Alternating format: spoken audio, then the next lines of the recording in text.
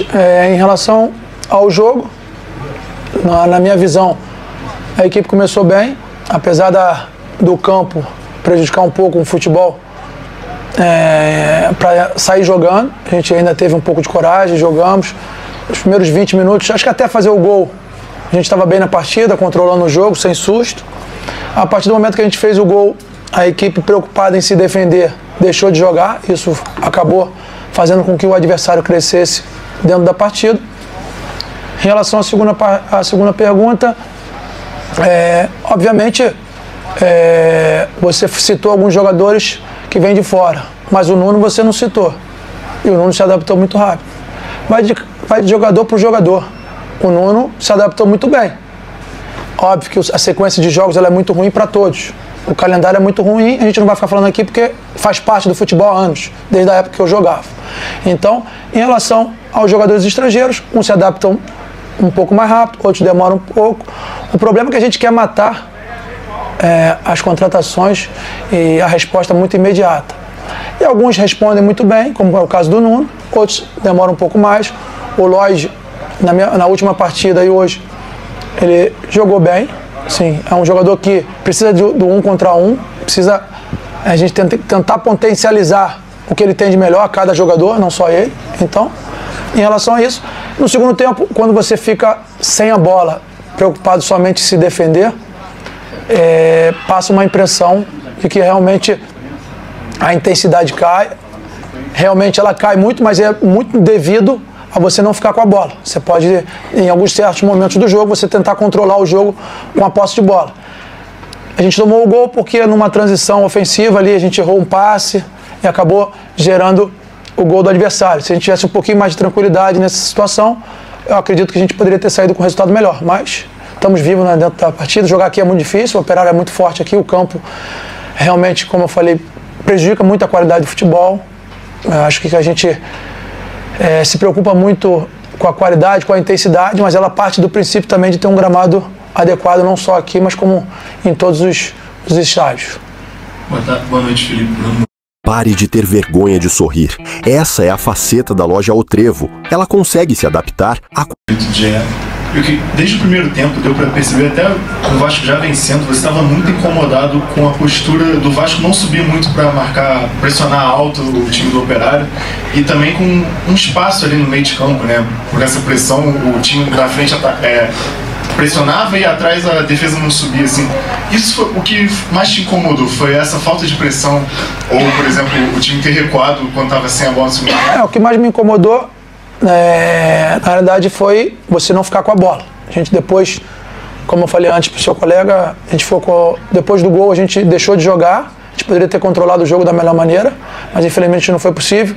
Esse espaço entre linhas a gente está ajustando, mas também para o Operário ter um jogo muito vertical, então a preocupação da última linha em andar para trás para não gerar bola nas costas da última linha. Então essa preocupação, porque a Operário é muito forte, mas o que me deixou mais chateado foi em relação a gente não ficar com a bola. O time antes do gol teve um controle do jogo, tranquilo, conseguiu sair jogando, apesar da dificuldade do gramado. A bola sempre fica viva, isso prevalece a marcação, mas eu vi que já houve uma evolução e esperamos aí continuar nessa evolução para que nós possamos aí conquistar as vitórias no Brasileiro. Felipe, aqui, Gabriel Suave, jogada 10. Eu queria saber como que foi para você assumir esse comando aqui inteiramente, planejamento para esse jogo, e se nesse planejamento, por conta da maratona de jogos que o colega ali citou, existia algum pensamento de conseguir um resultado com um número maior de gols, com maior saldo, para conseguir descansar o time um pouco no jogo da volta?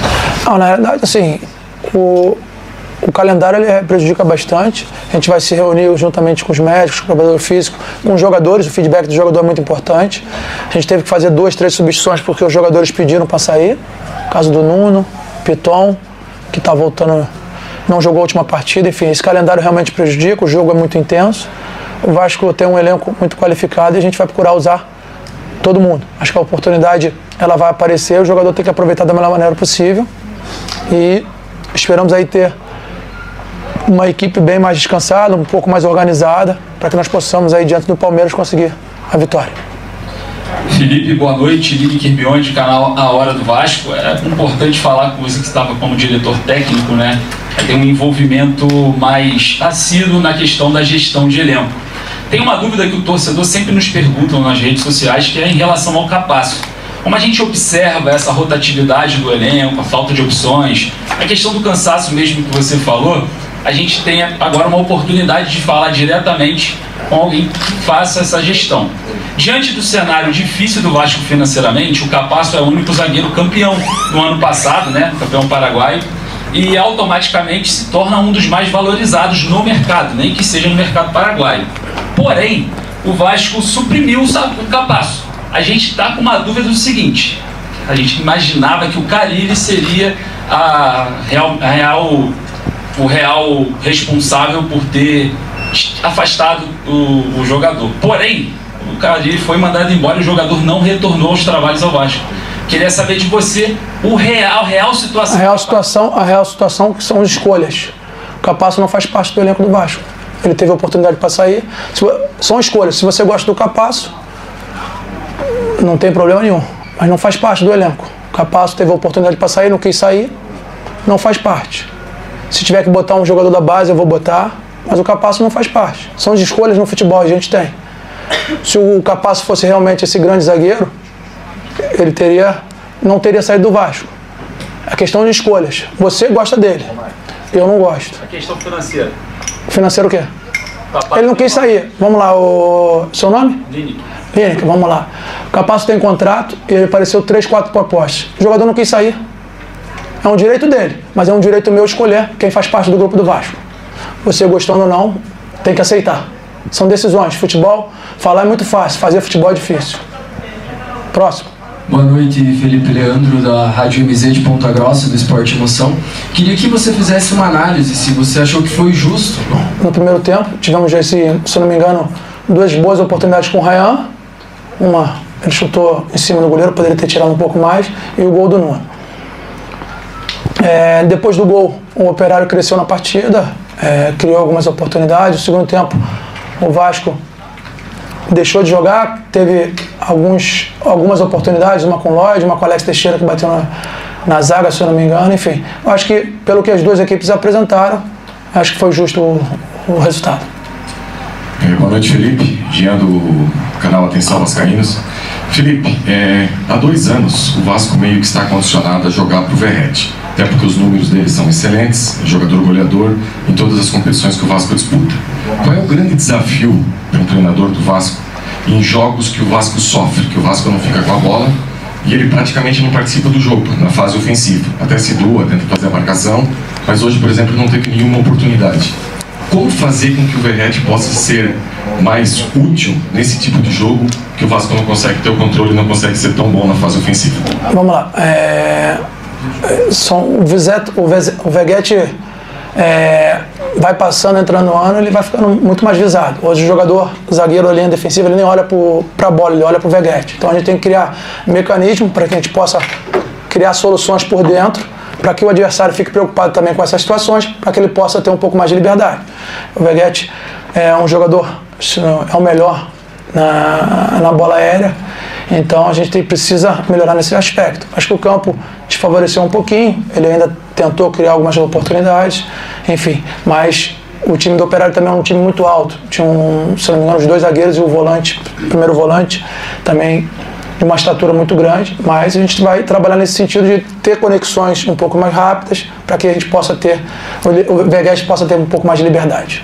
A última.